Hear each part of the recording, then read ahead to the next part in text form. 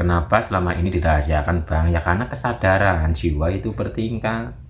Di saat ada contoh nih, contoh ada anak kecil diberikan kajian tentang yang untuk jiwa dewasa atau jiwa tua, yo nanti malah jadi kacau. Ini adalah kebijaksanaan. Kenapa dengan ada pemahaman yang begini, ada pemahaman yang begini, ada pemahaman yang begini, sudut pandang begini, sudut pandang begini. Karena setiap jiwa kesadarannya berbeda-beda. Nah kalau langsung dihantam rata sama rata tanpa tadi ngaling-ngaling, chaos Bapak Ibu, rusak. Yang harusnya belum waktunya, tapi karena sudah memahami atau sudah berpengetahuan seperti ini, jadi nggak karu-karuan. Jadi itu adalah kebijaksanaan dalam penyampaian. Apakah ada yang salah? Tidak ada yang salah. Semua benar dalam kesadarannya masing-masing. Tapi kita harus ada pertumbuhan. Dulu kita berada dalam dalam kesadaran kanak-kanak, kita lanjutkan kesadaran remaja, kita lanjutkan kepada kesadaran jiwa yang tua, kita lanjutkan kepada kesadaran jiwa yang sempurna. Ini bertahap.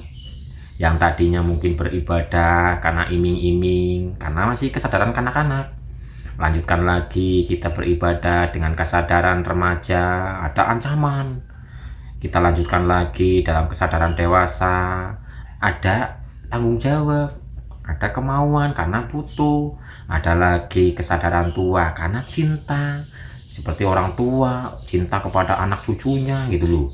Ada lagi kesadaran sempurna adalah pengabdian. Makanya yang namanya tingkatan ibadah, penjabaran itu disesuaikan dengan kesadaran jiwanya masing-masing. Jadi nggak ada yang salah Bapak Ibu, nggak ada yang salah dengan perumpamaan seperti ini, dengan kajian yang seperti ini nggak ada yang salah. Itu sudah menjadi sunatullah. Seperti kita menyuruh anak kita, ponakan kita atau anak kecil, mungkin kita menyuruh agar rajin. Pertama kita kasih upah dulu ke warung, nanti kembaliannya buat kamu, kan jadi rajin, semangat. Tapi kita pun harus lepas dari iming-iming ini, harus lepas gitu.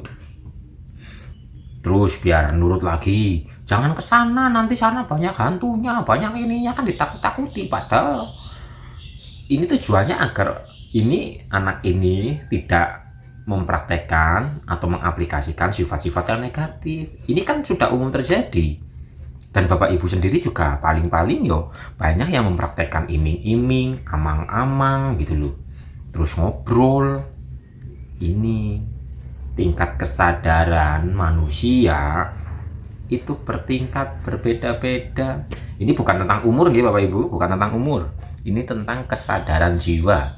Biarpun umurnya mungkin sudah banyak, tapi jiwanya masih kanak-kanak ada. Umurnya sudah banyak, jiwanya masih remaja ada. Umurnya sudah banyak, ini sudah menjadi jiwa tua atau sempurna ada gitu. Karena semua dari kesadaran jiwanya. Seperti beribadah pun seperti itu Bapak Ibu. Ibadah diiming-imingi dulu, masuk surga, ditakut-takuti masuk neraka, terus nanti dicukupi kebutuhannya dan sebagainya. Seperti Robina Al-Adawiyah itu sudah sampai yang bukan yang dibawa lagi. Jika aku ibadah kepadamu karena aku takut neraka, maka bakarlah aku dengan baranya. Jika aku ibadah kepadamu karena aku mendapatkan surga, tutuplah pintu surga untukku.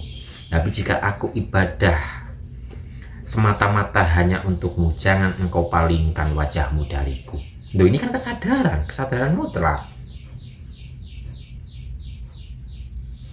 Oke, jadi udahlah, maklumi, kita harus mempunyai sifat pemakluman. Tapi sifat pemakluman itu muncul pun dari kebersihan batin kita, sehingga kita akan menyadari, oh ini wadahnya begini sekian, oh ini wadahnya sekian, oh ini wadahnya sekian. Izin Kang, siapa yang bisa menilai tingkatan itu Kang? Bapak Ibu berproses nanti juga akan mengetahui sendiri kok. Ini contoh, kita ngobrol dengan seseorang, orang itu menerima atau tidaknya itu ada kok dari dalam diri. Oh ini wadahnya sekian, harus diisi air sekian. Oh ini wadahnya besar, harus diisi air dengan sekian. Itu ada Semua dari dalam diri kita sendiri.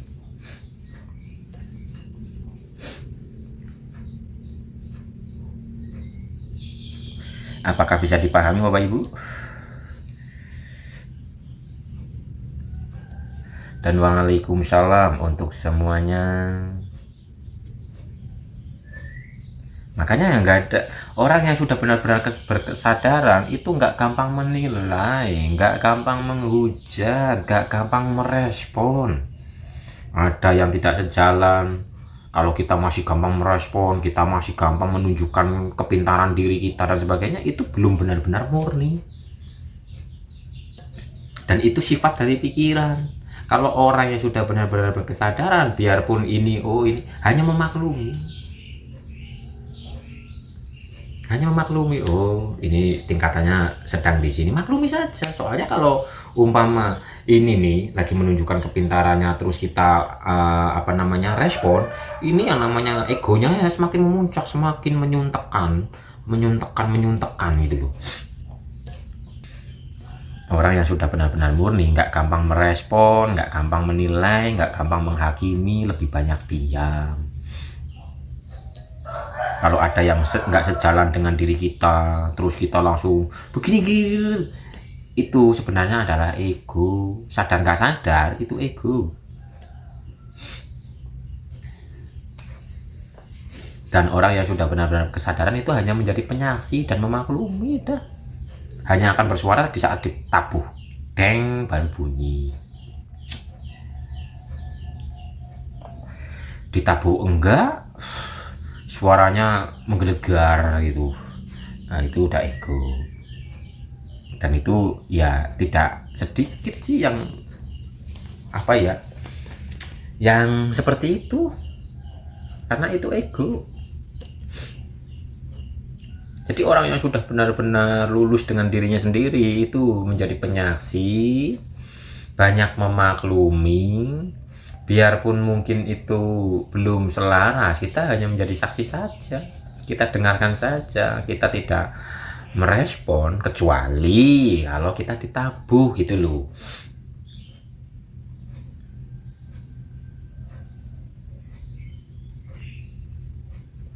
Iya, bersaksi dulu. Makanya itu awal din ma'rifatullah, menjadi penyaksi, kita menyaksikan dengan kenetralan, otomatis sang hidup. Gini loh, contohnya gini. Di saat kita melihat seseorang, kita menjadi penyaksi dengan kenetralan.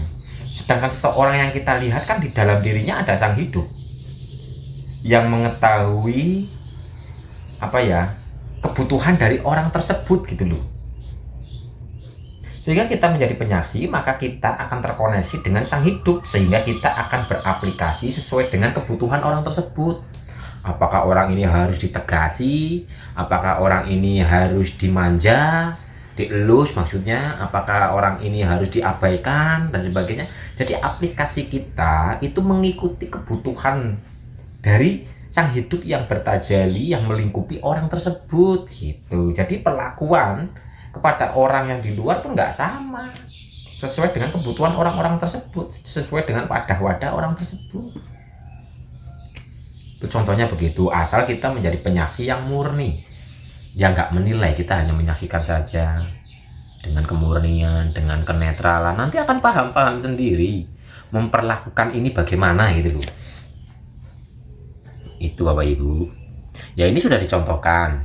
Nah kalau kita nggak memahami gini, di ayatnya kita harus keras kepada orang kafir, orang yang nggak beriman, tapi di sisi lain ada contoh orang kafir, pengemis, kafir buta kok disuapi, karena beliau sudah menjadi penyaksi, sudah mengikuti tuntunan ilahi, menyaksikan pengemis buta dengan kenetralan, sehingga memperlakukan si pengemis buta itu dengan lemah lembut, karena ini nanti ketika diperlakukan seperti itu pada akhirnya akan iman gitu. Sedangkan orang yang iman ini yang nggak beriman ini harus diperlakukan keras, karena ini mau di apa-apain nggak masuk, jadi harus keras gitu loh.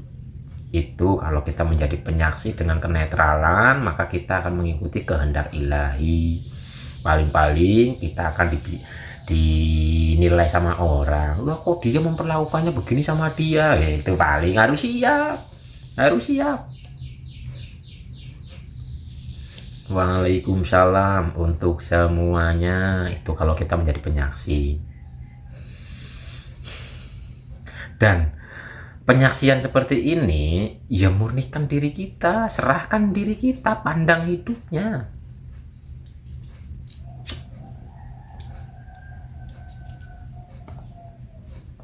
Pandang hidupnya. Karena di saat kita memandang hidupnya, sang hiduplah yang akan ibaratnya memberitahu kita harus memperlakukan ini seperti apa gitu loh. Apakah bisa dipahami Bapak Ibu? Kalau ditangkapnya pemahaman seperti ini, ditangkapnya dengan akal pikiran ya susah. Karena ini hubungannya dengan kesadaran, dengan rohani, dengan rasa yang murni.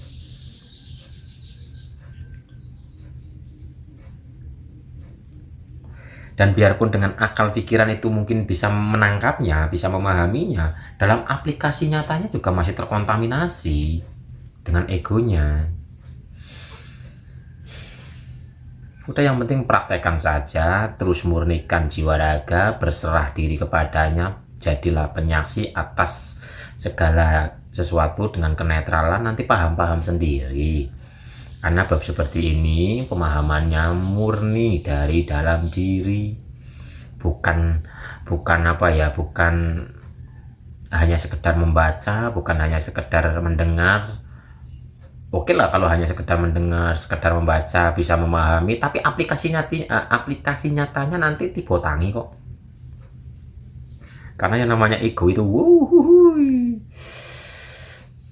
iya, dengan laku rasa.